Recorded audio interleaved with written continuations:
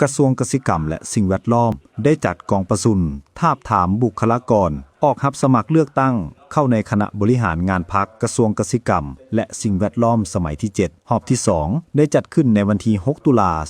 2025ที่ห้องประชุมของห้องว่าการศูนย์กลางพรรคโดยการเป็นประธานของสหายลิ่นคำดวงสวรรค์กรรมการสำรองศูนย์กลางพรรคเลขาคณะพรรครัฐมนตรีกระทรวงเกษตรกรรมและสิ่งแวดล้อมสหายนางบุษดีธนาเมืองกรรมการศูนย์กลางพรรคห้องหัวหน้าคณะจัดตั้งศูนย์กลางพรรคมีบรรดาสหายในคณะประจำคณะพรรคกระทรวงบรรดาสหายเลขาห้องเลขาคณะพรรคหากฐานคณะหน่วยพรรคหากฐานบรรดาผู้แทนสมบูรณ์สำรองเข้าห่วม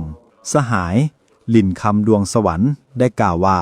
กองประชุมทาบถามคณะบริหารงานพรรคกระทรวงเกษตรกรรมและสิ่งแวดล้อมสมัยที่7รอบที่2ในครั้งนี้มีความหมายสำคัญซึ่งจะได้มีการทาบถามบุคลากรออกรับสมัครเลือกตั้งเข้าในคณะบริหารงานพรรคกระทรวงเกษตรกรรมและสิ่งแวดล้อมรอบที่2พร้อมทั้งค้นคว้าประกอบคำเห็นใส่3เอกสารที่สำคัญเพื่อรับใช้กองประชุมใหญ่องค์คณะพรรคกระทรวงคือห่างรายงานการเมืองห่างรายงานแผนพัฒนาเวียกงานกสิกรรมและสิ่งแวดล้อม5ปีครั้งที่10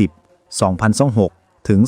2030และห้างบทสำรวจการนำพารวมของคณะบริหารงานพรรคกระทรวงซึ่งได้เปิดขึ้นอย่างเป็นทางการท่ามกลางบรรยากาศที่ทั่วพรรคและทั่วปวงชนลาวบรรดาเผ่าพร้อมคุณเขี้ยวจัดตั้งผันขยายมติกองประชุมใหญ่ครั้งที่11ของพรรคก็คือสร้างขบวนการคำนับรับต้อนวันบุญสำคัญของชาติโดยปฏิบัติตามคำสั่ง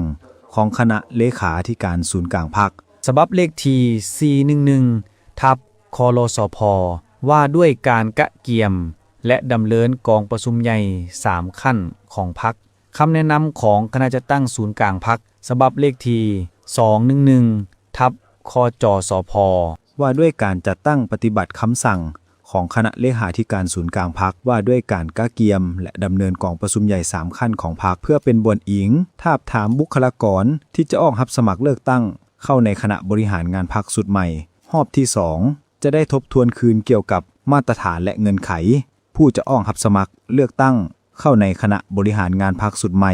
เพื่อเลือกเฟ้นเอาบุคลากรที่จะออกรับสมัครเลือกตั้งเข้าในคณะบริหารงานพรรคสุดใหม่รอบที่2จากนั้นจะได้พร้อมกันค้นคว้าปรึกษาหารือสนทนาแลกเปลี่ยนคำคิดเห็นและเป็นเอกภาพกันเกี่ยวกับ3เอกสารรับใช้กองประชุมใหญ่ขององค์คณะพรรคกระทรวงคือดังที่ได้กล่าวไปแล้วนั้นภายหลังผ่าน3เอกสารสำเร็จแล้วได้แบ่งเป็น4หน่วยในการค้นคว้าแต่ละหน่วยแม่นมอบให้บรรดาสหายคณะประจำพรรคกระทรวงเป็นผู้นำพาและชี้นำในการค้นคว้าประกอบคำเห็น